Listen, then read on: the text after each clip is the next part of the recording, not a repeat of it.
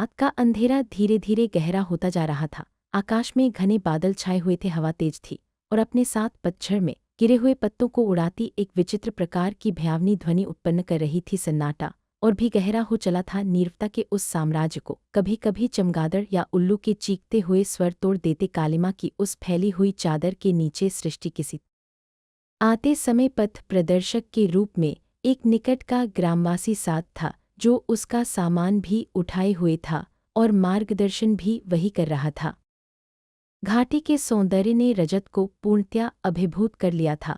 लंबे राजमार्ग के दोनों ओर चिरौंजी और आम के वृक्ष थे, कहीं कहीं पलाश के वृक्ष तथा कंटीली झाड़ियां थीं। पेड़ों का सिलसिला सड़क के निकट उतना घना न था, किंतु जैसे जैसे उनका सड़क से फासला बढ़ता गया था, उनकी सघनता में भी वृद्धि होती गई थी। बसंत बीत चुका था और पतझड़ पूरे यौवन पर था। हवा के हर झोंके के साथ पेड़ों से टूट टूट कर गिरने वाले सूखे पत्तों का मरमर संगीत बढ़ जाता था। कभी कभी वनांचल से कोयल कूक उठती या पपीहा पिकहा की आवाज लगा बैठता। वन प्रदेश के उस मोहक सौंदर्य में भी एक रहस्यमय संगीत की ध्वनि रजत को बराबर सुनाई दे रही थी। उसे यहाँ का वातावरण चिर परिचित सा प्रतीत हो रहा था। एक ऊंचे टीले पर चढ़कर उसने दूर तक फैली उस वन राशि को देखा और मुस्कुरा दिया था। फिर गाइड से पूछा, मंदिर किधर है? उस ओर घने जंगलों के बीच कई छोटे बड़े टीले हैं, उन्हीं पर मंदिर और खंडहरों का झुंड भी है। खंडहरों का झुंड सुनकर बरबस ही उसे हंसी आ गई थी। शाम होते होते वह घने वन में प्रविष्ट होकर उन टीलों पर पहुंच चुका था। सामने दूर तक छोटे बड़े टीले फैले हुए थे। एक ऊंचे टीले पर एक छोटा सा मंदिर दिखाई दे रहा था, जिसके कंगूरे का कलश संध्याकालीन रक्तिम किरणों में विचित्र रूप से चमक रहा था। उसी के पास एक और टीला था, मंदिर वाले टीले की अपेक्षा कुछ अधिक ऊंचा। उस पर जाने के लिए नीचे से ऊपर तक छोटी छोटी सीढ़ियों की लंबी कतार थी। स्थान स्थान पर यह सीढ़ियां टूट चुकी थी, फिर भी उनका प्रयोग विश्वास के साथ किया जा सकता था। जहाँ सीढ़ियां समाप्त होती थीं वहाँ कोई बहुत छोटा सा शिवालय था, या फिर तुलसी का देवल नीचे से कुछ स्पष्ट नहीं दिखाई पड़ रहा था। टीलों से कुछ हटकर एक खंडहर था, जिसे देखकर अनुमान लगाया जा सकता था कि यह इमारत अपने समय में निश्चय ही अत्यंत भव्य रही होगी। इसी खंडहर में रजत ने ठहरने का निश्चय किया था। मंदिर और खंडहरों के अतिरिक्त अन्य कोई स्थान वहां ठहरने योग्य न था। खंडहर में प्रवेश करते ही एक विचित्र सी गंध रजत के नसों में घुसी। वह कुछ ठिठक गया, किंतु फिर दृढ़ता से भीतर प्रविष्ट हो गया। द्वार पार करने पर एक लंबा पतला गलियारा पार करना पड़ा। एक विशाल आंगन में जाकर यह गलियारा खत्म हो गया। आंगन के पूर्व में एक दालान था। शेष तीनों और कमरे बने हुए थे, जो अब जर्जर अवस्था में थे। रजत ने आंगन की पश्चिमी दिशा में पड़ने वाले कमरे को खोला। जर्जर उड़के हुए किवाड़ चरमरा कर खुल गए और वर्षों से बंद रहने की सीली सी बांस एक भभका बनकर बाहर निकली। थोड़ा ठहर कर रजत ने कमरे का अंदर से निरीक्षण किया। द्वार दीवार के बीचों बीच में था और उसकी दोनों तरफ दो बड़ी खिड़कियां थीं, जिनमें चीड़ की लकड़ियों के पल्ले जड़े हुए थे। अपने गाइड से कहकर रजत ने कमरे की सफाई कराई। कमरा साफ करते करते ही उसने पूछा था, साहब क्या आप यही रहेंगे? हाँ, क्यों? साहब, कुछ कहते कहते गाइड हिचकिचाया। क्या बात है, निडर होकर कहो। रजत ने फिर पूछा तो वह बोला, 50-60 वर्षों से इन खंडहरों का रुख किसी ने नहीं किया है साहब, और यहाँ तो सुनते हैं कि आत्माएं रहती हैं। क्या? हाँ साहब, वह उधर बस्ती की ओर जो मंदिर पड़ता है, दुर्गा मैया का, वह भी तो अपने आप बन गया था। गांव या शहर के किसी मजदूर या राजगीर ने एक ईंट तक न उठाई और रातों रात मंदिर तैयार हो गया। दुर्गा मैया के आदेश से ही कोई इधर नहीं आता, गाइड ने बताया। अच्छा, किसी ने दुर्गा मैया को देखा भी है? रजत ने दिलचस्पी से पूछा। साहब, हम पापी लोगों को तो दर्शन नहीं हुए, लेकिन यहाँ के राजा जी और उनके वंशजों ने उनके कई बार दर्शन किए हैं। खैर, जो होगा देखा जाएगा। रजत ने बात टालने के ख्याल से कहा, उसे आत्माओं के अस्तित्व पर विश्वास था, किंतु उनके दर्शन या रूप धारण करने की बात पर उसे रत्ती भर भी भरोसा नहीं था। भूत प्रेतों या देवी देवताओं के आगमन की बात भला कौन पढ़ा लिखा व्यक्ति स्वीकार करता है। गाइड ने एक बार फिर आग्रह किया, साहब यहाँ न ठहरे, इससे अच्छा तो आप उस टीले वाले मंदिर की यज्ञशाला में ठहर जाएं। नहीं दोस्त, मैं यही रहूँगा। अगर दुर्गा मैया को यह नागवार लगेगा तो वह स्वयं आकर मुझे मना कर देंगी, इसी बहाने उनके दर्शन मुझे भी मिल जाएंगे। लेकिन साहब, लेकिन कुछ नहीं, मेरा सामान उधर रख दो और अब तुम जाओ, रात होने वाली है। ज्यादा समय की बीत गया तो जाने में भी मुश्किल होगी। साहब आप अकेले? हाँ भाई, मैं अकेला ही रहूँगा। और हाँ, तुम कल सुबह मेरे खाने के लिए कुछ ला देना या फिर सुबह आकर कुछ बना ही जाना। वह जाने के लिए मुड़ा तो रजत ने उसके हाथ पर 100 रुपये का नोट रख दिया। ये रुपये रख लो, नाम क्या है तुम्हारा? गेंदा सिंह। खूब अच्छा, कल आना। अच्छा साहब। गेंदा सिंह ने लंबा सलाम ठोंका और चला गया। उसके जाने के बाद रजत बैठा नहीं, उसने अपने सामान को एक ओर जमाया और साफ की हुई फर्श पर अपना बिस्तर लगा दिया। आते समय वह अपने साथ कुछ अखरोट, बादाम और सूखे मेवे ले आया था। थोड़े से अखरोट जेब में डालकर वह कमरे से बाहर निकला। द्वार अच्छी तरह बंद करके उसने एक बार पूरे खंडहर का चक्कर लगाया, कहीं कोई खास बात नजर न आई। पुराने समय के जमींदारों के भवनों के ही समान ही यह भी था। जिस कमरे में रजत ने ठहरने का निश्चय किया था, उसी के पार्श्व में एक छोटी सीढ़ी भी थी जो नागिन की तरह बलखाती ऊपर चली गई थी। पूरे खंडहर का निरीक्षण करके रजत इस सीढ़ी से चढ़कर ऊपर पहुंचा। खुली हुई छत कहीं कहीं टूट गई थी, किनारे की मुंडेर की ईंटें भी खिसकने लगी थीं। काई की काली परत ने पूरी इमारत को स्याह रंग में रंग दिया था। इमारत के बाजू में एक कुआं था जो अब भग्न अवस्था में था। कुआं देखकर रजत की प्यास चमक आई। उसकी बोतल में पानी था, फिर भी उसने पानी की तलाश में चारों ओर मंदिर और टीले अंधेरे में दैत्यों के सायों के समान कांप रहे थे। अंधेरा थरथराने लगा था। रजत ने ऊपर सिर उठाया, नीला आकाश काली चादर ओढ़ चुका था। कालिमा की फटी चादर के सुराखों से रह रहकर किसी सुंदरी भिखारिन के बदन जैसा आकाश चमक रहा था। रजत ने टार्च जला ली और उसकी प्रकाश रेखा के सहारे धीरे धीरे संभल कर नीचे उतर आया। कमरे में आकर उसने मोमबत्ती जला दी, टिफिन कैरियर से निकालकर खाना खाया और बिस्तर पर लेटकर उपन्यास के पन्नों में डूब गया। रात खिसकती रही और जब नींद में उसकी पलकें बोझिल कर दी तब हाथ की किताब सिरहाने रखकर वह सो गया। नींद खुली तो सवेरा हो चुका था और सूर्य की सुनहरी किरणें कमरे में खेलने लगी थीं। गेंदा सिंह की कथित आशंका की बात सोचकर वह मुस्करा उठा था। सारी रात उस वर्जित प्रदेश में बिताकर संभवतः उसने उन आत्माओं के प्रति धृष्टता की थी, लेकिन उसे इस वर्जित कृत्य से रोकने के लिए किसी आत्मा ने उस तक आने का कष्ट नहीं उठाया था। नित्यकर्म से निवृत्त होकर उसने आसपास के वातावरण का जायजा लिया। टीले पर के उस मंदिर में उसे एक विचित्र प्रकार का आकर्षण प्रतीत हो रहा था। बार बार मंदिर के खुले पर उसका आह्वान सा कर रहे थे। चांदी सी चमकती धूप चारों ओर बिखरी हुई थी।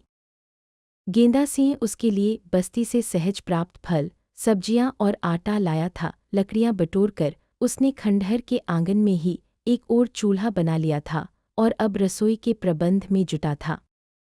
मन बार बार मंदिर की ओर खींचा जा रहा था। वह गेंदा सिंह से कहकर मंदिर की ओर बढ़ गया। मंदिर तक जाने के लिए उसे कुल 49 सीढ़ियां तय करनी पड़ी। मंदिर के पट जो नीचे से देखने पर खुले प्रतीत हो रहे थे, वस्तुतः बंद थे। उनका काला रंग कहीं कहीं से उखड़ गया था। मंदिर की दीवारें पत्थर की थीं जिन पर सुंदर नक्काशी की गई थी, ऊपर गोल गुंबद और फिर ऊंची लंबी रजत मंदिर के द्वार से टिक कर खड़ा हो गया। चारों ओर दूर दूर तक पेड़ और झाड़ियां फैली हुई थीं। रात में वन्य पशुओं के गर्जन से गूंजने वाला वन इस समय चिड़ियों की मधुर कलरव से गूंज रहा था। मंदिर के पास ही एक आम का पेड़ था। फलों के भार से दबी हुई उसकी शाखाएं धरती का आंचल चूम रही थीं। सिंदूरी आम के फलों को देखने पर देखने वाले के मन में फूलों का भ्रम उत्पन्न होता था। वातावरण अत्यंत सुहावना था। रजत ने घूमकर मंदिर का एक चक्कर लगाया। पीछे की ओर एक छोटा सा द्वार था और उसके पास ही बनी थी यज्ञवेदी। उस पर जंगली फूलों की लताएं फैल गई थीं। थोड़े अंतर के बाद ही टीले की सीधी ढलान थी जो पीछे एक बड़े गड्ढे में खत्म हो जाती थी। यहाँ से अगर कोई गिर पड़े तो। रजत को झुरझुरी हो आई अर्ध परिक्रमा करता वह फिर मंदिर के सामने आ गया। कहीं कुछ नवीनता, कोई विचित्रता न होने पर भी रजत को जैसे कोई आत्मिक संबंध मंदिर की ओर खींच रहा था। उसने बंद किवाड़ों को धक्का दिया लेकिन वे टस से मस न हुए। रजत ने कई बार उन्हें खोलने का प्रयत्न किया और अंत में निराश होकर लौट आया। दूसरे टीले पर एक छोटा सा शिवाला था। टीले का धरातल कठिनाई से 10 वर्ग फीट का ही होगा। काले संगमरमर की छोटी सी शिव मूर्ति के ऊपर सफ़ेद संगमरमर का क्षत्र के आकार का चंदोवा था। शिवलिंग के सामने ही थी नंदी की मूर्ति और वहीं ध्यानावस्थित पार्वती जी भी स्थित थीं। देवताओं पर श्रद्धा न रखने वाले रजत के मन में न जाने कैसे श्रद्धा जाग पड़। उसने पास फैली जंगली लताओं से फूल चुनकर मूर्ति पर चढ़ा दिए। मस्तक नवाकर जब उसने सिर उठाया तो चौंक पड़ा। शिव मूर्ति के पीछे ही एक छोटा सा पक्का कुआं था जिसमें साफ पानी का सोता छलछला रहा था। पानी की पतली धार झरने के रूप में धीरे धीरे बहती शिवलिंग के चरण धोती नीचे की ओर उतर गई थी। प्रकृति की इस विचित्र रचना पर रजत चकित रह गया। टीले पर दिन भर रजत गेंदा सिंह से बातें करता रहा और आसपास के वातावरण, मंदिरों और उस खंडहर का विवरण अपनी नोटबुक में नोट करता रहा। और फिर आ गई वह रात। चारों ओर फैला सन्नाटा, गहरा अंधेरा और पल पल खिसकता समय। बढ़ती भयानकता आज की रात रजत को रोमांचित कर रही थी। यद्यपि एक रात वह इसी खंडहर में सकुशल बिता चुका था, किंतु आज उसका हृदय व्यग्र था। गेंदा सिंह बस्ती की ओर जा चुका था। मोमबत्ती जलाकर देर से रजत पढ़ने की कोशिश कर रहा था लेकिन शब्द थे कि सब आपस में गड़बड़ हुए जाते थे। कई बार प्रयत्न कर पिघलती हुई मोमबत्ती आधी जल चुकी थी। रजत ने आंखें बंद कर ली। नींद अभी आंखों से कोसों दूर थी और तभी उसे लगा जैसे कोई बड़ा सा काला ठंडा अंधेरे का टुकड़ा उसके ऊपर छाने लगा। रजत ने घबरा कर आंखें खोल दी। बाहर हवा की साएं साएं बढ़ती जा रही थी। लगता था तूफान आएगा। हवा के थपेड़े बार बार कमरे के द्वार से टकरा कर भड़भड़ा उठते, बिल्कुल ऐसे जैसे कोई जोर जोर से सांकल बजा रहा हो। अजीब खौफनाक माहौल हो रहा था। अचानक हवा के एक तेज झोंके ने मोमबत्ती बुझा दी। बाहर का अंधेरा कमरे में उतर आया। रजत ने चादर अपने गिर्द लपेट ली। तभी सांकल जोर से बज उठी। रजत चौंक पड़ा। इस एकांत निर्जन स्थान में कौन है हो सकता है? उसने जोर से पूछा। कौन है? उत्तर न मिला। रजत ने सोचा हवा के झोंके ने यह शरारत की होगी और अपनी मूर्खता पर खुद ही उसे हंसी आ गई, किंतु नहीं, यह भ्रम नहीं था। सांकल फिर बजी थी, बिल्कुल उसी ढंग से, उसी अंदाज में। रजत ने सांस रोक ली और कान लगाकर आहट सुनने लगा। अपने संदेह का वह निवारण करना चाहता था। थोड़े अंतराल के बाद फिर सांकल बजी, किंतु इस बार कुछ आहिस्ता आहिस्ता। रजत ने टटोलकर अपनी टार्च उठा ली और दूसरे हाथ से पिस्तौल का हत्था कसकर पकड़ लिया। कौन हो सकता है इस समय? कहीं कोई आत्मा? धत, यह सब मनुष्य का वहम है, कोरी कल्पना। आत्माओं का कोई अस्तित्व नहीं। फिर जरूर कोई डाकू होगा। चंबल की घाटियों में डाकू रहते ही हैं। उन्हीं में से कोई यहाँ आश्रय की तलाश में आया होगा और प्रकाश की रेखा के सहारे इस कमरे तक। सांकल एक बार फिर बजी। रजत बिना आहट किए पांव दबाकर द्वार तक पहुंचा और खामोशी से आहिस्ता आहिस्ता कुंडा खोलकर आड़ में खड़ा हो गया। हवा का एक झोंका उड़के हुए किवाड़ों को धकेलकर अंदर घुस आया।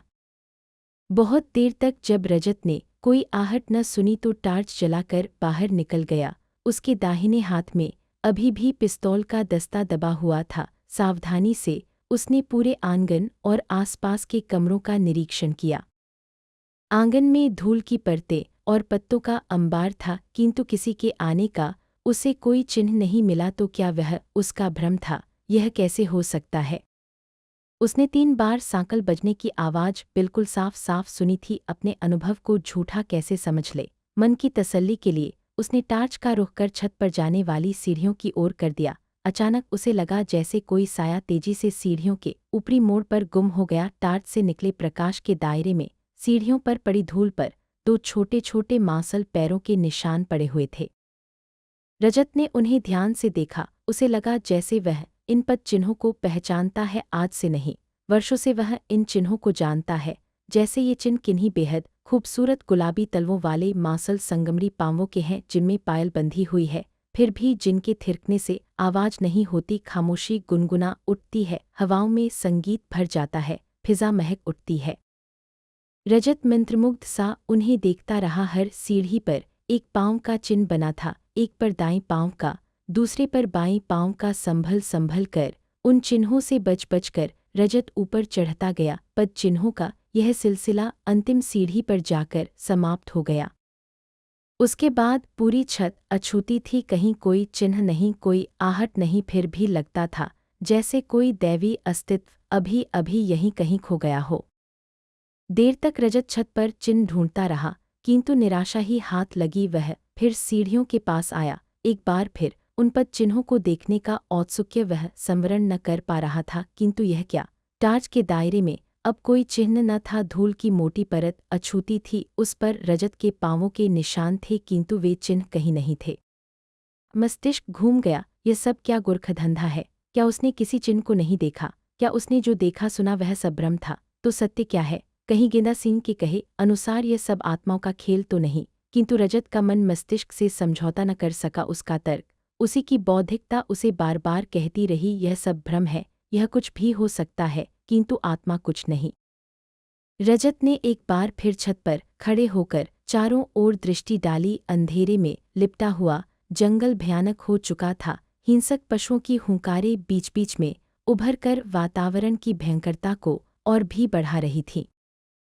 रजत ने टीलों की ओर देखा, जो रात की चादर में लगे धब्बे जैसे ही भयानक थे। अंधेरे में भी उसकी दृष्टि मंदिर वाले टीले पर ठहर गई। वह उसे अच्छी तरह पहचान पा रहा था, और इस अंधेरे में भी उसे महसूस हो रहा था कि मंदिर के दोनों पट खुले हुए थे।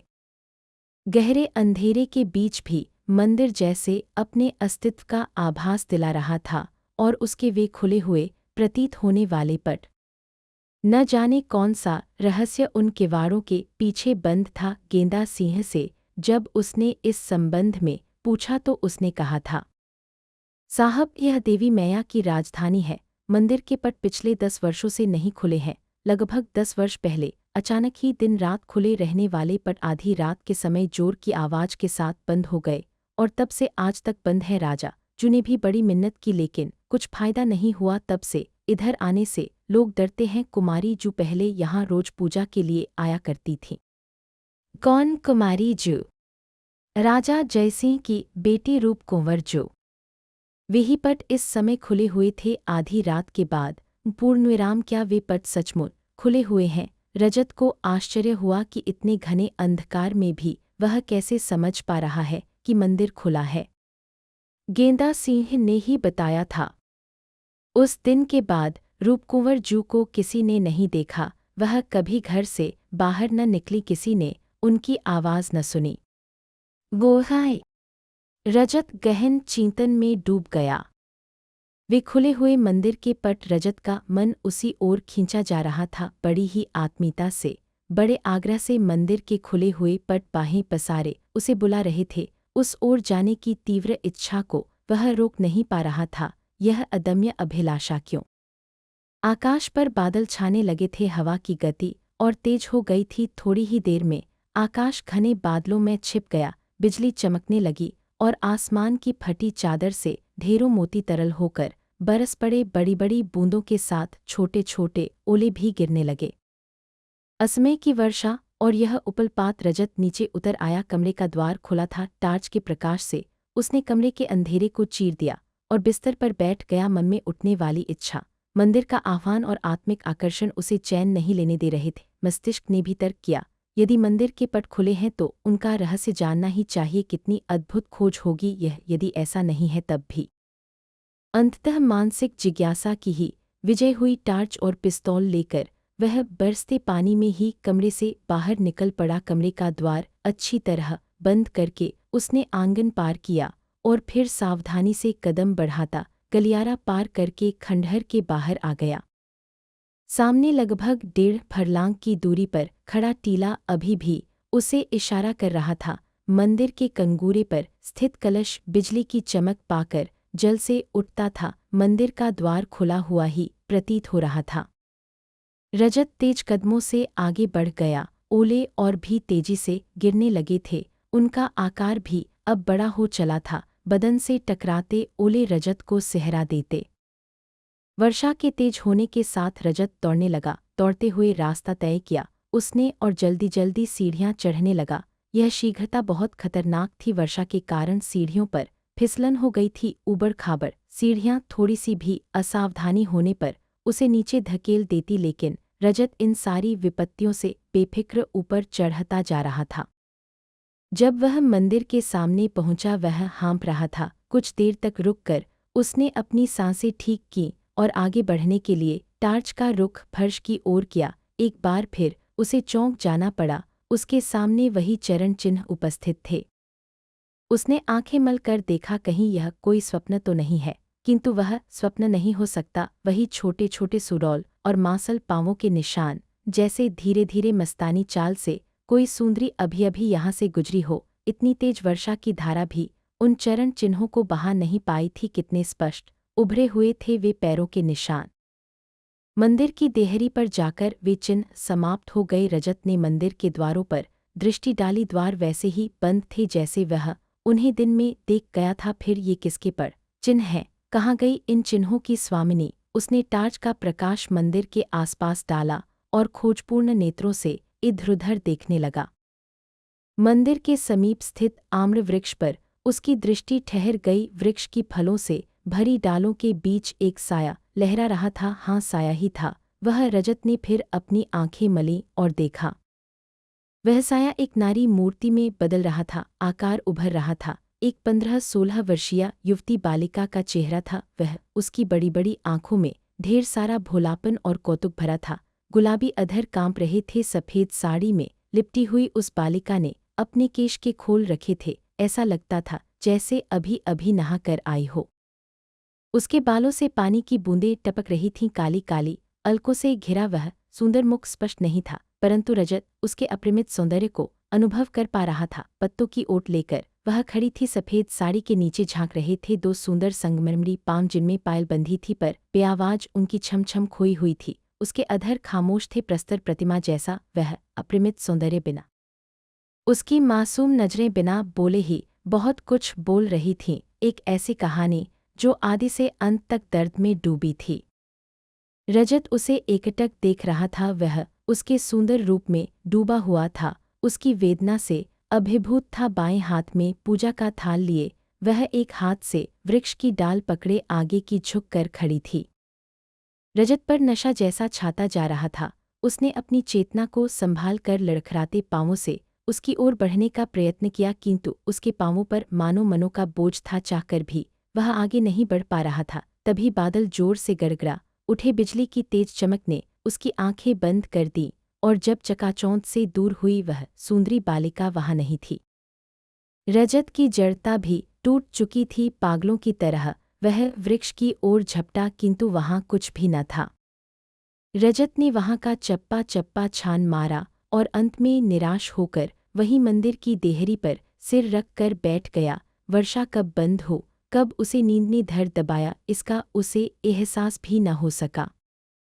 नींद टूटने पर उसने स्वयं को उसी कमरे में पाया जहां वह ठहरा हुआ था। गेंदा सिंह उसके पास बैठा था। रजत को आंखें खोलते देखकर उसने चाय का प्याला बढ़ा दिया।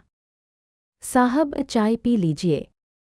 मैं यहाँ कैसे आया गया? गेंदा सिंह साहब, आपको कमरे में न पाकर मैं डर गया था। आस पास ढूंढने पर जब आप नहीं मिले तो मैं मंदिर की ओर चला गया। वही मंदिर के सामने आपको पड़े देखा और उठाकर यहाँ ले आया। आपके सारे कपड़े भीग गए थे साहब। अब रात में वहाँ क्यों गए थे? कुछ नहीं, ऐसे ही। रजत बात टाल गया। वह स्वयं रात की घटना पर विश्वास नहीं कर पा रहा था। गेंदा सिंह से कहने पर वह उसे देवी मैया की कृपा कहेगा या फिर भूत प्रेतों का उत्पात बताएगा। रजत इन बातों को मानने के लिए तैयार नहीं था। वह उस रहस्य की तह तक जाना चाहता था। सारे दिन वह खंडहर और उसके निकट के टीलों पर घूमता रहा। उस दिन उसका किसी काम में मन लगा। तीसरे पहर ही वह अपने कमरे में लौट आया और आर्ट पेपर पर रात देखे सौंदर्य को साकार रूप देने लगा। शाम होते होते उसने पेंसिल स्केच तैयार कर लिया। शाम गहरी होने लगी थी, इसलिए रंग भरने का कार्य दूसरे दिन पर छोड़कर वह चक्करदार सीढ़ियों से होता हुआ छत पर जा पहुंचा। मुंडेर के पास खड़े होकर चारों ओर बिखरे प्राकृतिक सौंदर्य में वह खो सा गया। प्राकृतिक दृश्यों में आज कुछ नया ही सौंदर्य था। कोयल की कूक में अनोखी ही मादकता थी। सनसनाती हुई हवा पिछली रात देखे सौंदर्य का गीत गा रही थी। फिजा में वही खामोश संगीत लहरी गूंज रही थी। उन थरथराते अधरों की अनोखी कहानी हजारों स्रोतों से होकर अपना दर्द वातावरण में उड़ेल रही थी। रजत को इंतजार था रात गहराने का। रात के अंधेरे में वह फिर उस सौंदर्य को देखना चाहता था, उसके अनबोले अधरों की कहानी सुनना चाहता था, उन खूबसूरत पग चिन्हों को एक बार फिर देखना चाहता था जो अपनी स्वामिनी के दर्द के भागीदार थे। पायल की वही खामोश छम छम सुनने के लिए उसका मन व्याकुल था, किंतु क्या वह आज भी आएगी? वे खूबसूरत नक्शे पा क्या वह? आज उसका मन नीचे जाने का न हुआ। मुंडेर के पास बैठकर ही वह मंदिर के बंद दरवाजों को देखता रहा, उनकी कशिश महसूस करता रहा, उनके आह्वान को सुनता रहा और प्रतीक्षा करता रहा उस अनजाने अस्तित्व की। रात भीगती गई, 1 बज गया। वह प्रतीक्षा करते करते थक कर मुंडेर पर सिर रखे अपनी नींद से बोझिल पलकों को आराम देने लगा। कितनी देर सोया कुछ पता न चला। एक हल्की सी आहट से उसकी आंखें खुल गईं। उसने देखा उसके चारों ओर सफ़ेद बादलों का एक टुकड़ा मर्रा रहा था। उसने उठने का प्रयत्न किया लेकिन सफल न हो सका। जैसे शरीर अपने स्थान पर जड़ हो गया था, वह अपने हाथ पांव भी नहीं हिला सकता था। थोड़ी देर में बादलों के उस टुकड़े की धज्जियां बिखर गईं। हल्की सी धुंध चारों ओर बिखरी रही और उसमें से धीरे धीरे एक आकार स्पष्ट होने लगा। वह धुंधला सा आकार, वही अनुपम सौंदर्य, काली घनी अलकों से घिरा चांद जैसा मुखड़ा, काली काली विशाल आंखें और थरथराते गुलाब की पत्तियों जैसे अधर। आज भी उसके बालों से पानी टपक रहा था। सफ़ेद साड़ी में लिपटा हुआ उसका बदन। रजत मुग्ध सा उसे देखता रहा। वह कुछ पूछना चाहता था, कुछ कहना चाहता था, किंतु उसके बोल साथ नहीं दे रहे थे। उस चंद्रमुख पर छाई विषाद की रेखाएं उससे कुछ अनुनय कर रही थीं, कुछ कहना चाह रही थीं, कुछ अपेक्षा रखती प्रतीत हो रही थीं। कुछ ही क्षणों बाद वह आकृति धुंध में समा गई। रजत चौंक कर उठ बैठा। उसने देखा रुई के फाहे जैसे बादल तेजी से मंडराते हुए मंदिर के कंगूरे पर जाकर लुप्त हो गए। उसके बाद रजत सो न सका। पौ फटने में 1 घंटे की देर थी। सूनी छत पर बैठा हुआ वह दूर दूर तक फैले अंधकार के साम्राज्य को देखता रहा। उस अपरिचिता के विषय में सोचते सोचते सवेरा हो गया। नित्यकर्म से निबटकर जब वह अपने कमरे में पहुंचा, गेंदा सिंह आ चुका था और चाय की केतली चूल्हे पर रखे आग ठीक कर रहा था। रजत कमरे में जाकर 1 दिन पूर्व खींचे खाके में रंग भरने की तैयारी करने लगा। अभी उसमें रंग भरना शुरू ही किया था कि गेंदा सिंह चाय ले आया। चाय का प्याला रखते समय उसकी दृष्टि चित्र पर पड़ी और वह चीख पड़ा। क्या हुआ? रजत ने घबरा कर पूछा। कुमारी जू, आप कुमारी जू को जानते हैं? गेंदा सिंह ने चकित और भयभीत दृष्टि से चित्र की ओर देखते हुए पूछा। कौन कुमारी जू? मैं उन्हें कैसे जानूंगा? कुमारी रूप कुंवर जू, यह चित्र तो उन्हीं का है। 10 बरस पहले जब वे मंदिर में पूजा करने आती थीं तब ऐसे ही सफ़ेद धोती पहने, बाएं हाथ में पूजा का थाल लिए आती थीं। तुरंत नहाकर मंदिर में जाते समय उनके बालों से पानी टपकता रहता था। बिल्कुल वही मूरत, वही रूप है साहब। लेकिन आपने उन्हें कब देखा? तुमने उन्हें कब से नहीं देखा? गेंदा सिंह रजत ने उसके प्रश्न का उत्तर न देते हुए पूछा। कोई 10 बरस हुए होंगे जब वह पूजा के लिए आती थी। सारा गांव देखता था। कुमारी जू को बड़ा प्यारा स्वभाव था उनका, लेकिन जब से मंदिर के कपाट बंद हुए उन्हें फिर किसी ने नहीं देखा। वो है? रजत गहरे सोच में डूब गया। उसकी आंखों में रूप कुमार का भोला मुख डोल गया। उसकी भोली निश्चल दृष्टि में छिपी आरजू उसका हृदय मसलने लगी। तो क्या रूप कुंवर मर चुकी है? लेकिन यह कैसे संभव है? वह मर चुकी है तो रातों को इस तरह भटकती क्यों है? कहीं उसकी अतृप्त आत्मा का कोई भयानक सफ़र तो नहीं है? गेंदा सिंह कहता है कि रूपकुंवर को 10 वर्षों से न किसी ने देखा न उसकी आवाज़ सुनी, फिर भी वह उसे मृत नहीं मानता। इस हिसाब से तो वह अब 25-26 वर्ष की युवती होगी। फिर यह सुंदरता की प्रतिमा कौन है? तुम क्या पूरे एतबार से कह रहे हो गेंदा सिंह की यह रूपकुंवर की ही तस्वीर है? रजत ने पूछा। हाँ साहब, मैंने ऐसा रूप कहीं नहीं देखा। कुमारी जो मुझसे बहुत छोटी है, मैंने उनके जैसा मीठा स्वभाव, उनके जैसी सुंदरता और निश्चलता कहीं नहीं देखी। मैं कसम खाने को तैयार हूँ यह रूपकुंवर जूही है। लेकिन इस लड़की को मैंने कल भी देखा है, परसों भी देखा था। वह इतनी ही बड़ी है, ऐसी ही है। तुम्हारी रूपकुंवर जू तो अब तक बहुत बड़ी हो गई होंगी। यह कैसे हो सकता है साहब, यह कुमारी जूही है। गेंदा सिंह ने पूरे आत्मविश्वास के साथ कहा। क्या रूपकुंवर जिंदा है? यह आपने क्या कहा साहब? तुम ही सोचो गेंदा सिंह, रूपकुंवर को 10 वर्षों से किसी ने नहीं देखा, उनकी आवाज़ भी किसी ने नहीं सुनी, तो क्या यह संभव नहीं कि वे मर चुकी हों? यदि वे जीवित होती तो क्या अब तक उन्हें कोई न देख पाता? उनका विवाह भी तो नहीं हुआ। रजत ने कुछ सोचते हुए पूछा। आप ठीक कहते हैं साहब, लेकिन उनके मरने की कोई खबर भी तो नहीं मिली, किसी को पता नहीं। मुझे तो साहब बहुत डर लगता है। आपको यह सब कैसे मालूम हुआ? कुमारी जू को आपने कैसे देखा? रजत ने कोई उत्तर नहीं दिया, वह गहरी सोच में डूब गया। उसकी आंखों के सामने बार बार रूपकुंवर का चेहरा घूमता रहा। उन अधरों की खामोश थरथराहट में कौन सी विनय कैद थी? क्या वह रूपकुंवर ही थी या कोई और?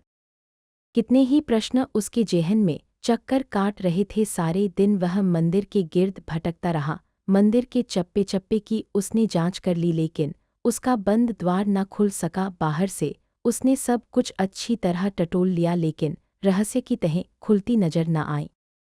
शाम हुई तो उसने गेंदा सिंह को छुट्टी दी। वह बोला, साहब आज मैं भी आपके साथ रहूँगा। क्यों? कुछ अचरज से रजत ने पूछा। मैं भी आज कुमारी जू को देखूंगा कि वह कुमारी जू ही है या कोई और। मैं आज आपको छोड़कर नहीं जाऊंगा साहब। रजत ने उसे बहुत समझाया, भूत प्रेतों की बातें भी कहीं, लेकिन वह अपने निश्चय पर अड़िग रहा। धीरे धीरे समय बीतता रहा, रात गहरी होने लगी। रजत मोमबत्ती जलाकर कुछ पढ़ने की कोशिश कर रहा था। पास ही बैठा गेंदा सिंह किसी अनहोनी की प्रतीक्षा में सन्नद्ध था। रजत का मन भटक रहा था अपने हृदय में। आज वह कुछ अधिक ही उतावली, ज्यादा ही बेचैनी का अनुभव कर रहा था। रात के 11 बज गए। उसके लिए बैठे रहना असह्य होता जा रहा था। जब न रहा गया तो बोला, गेंदा सिंह चलो बाहर चले, मेरा मन बहुत व्याकुल हो रहा है। डर लग रहा है साहब? गेंदा सिंह ने पूछा।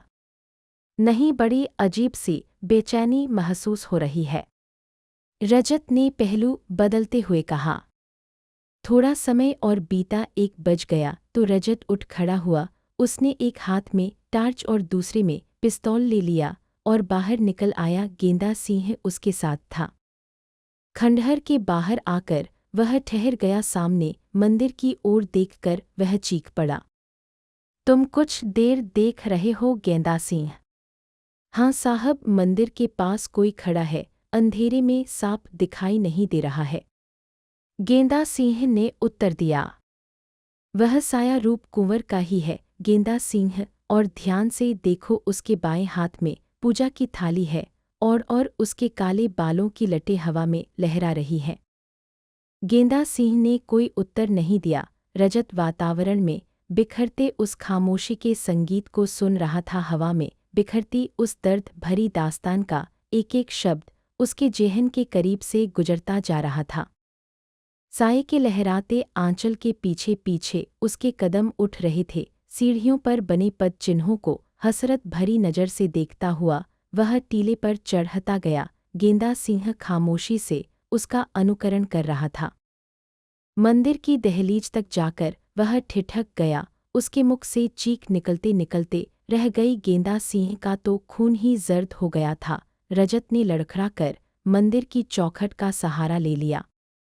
वर्षों से बंद मंदिर के द्वार इस समय किसी अभिसारिका की बाहों के समान खुले हुए उनका आह्वान कर रहे थे। फटी फटी आंखों से दोनों मंदिर के भीतर का दृश्य देखने लगे।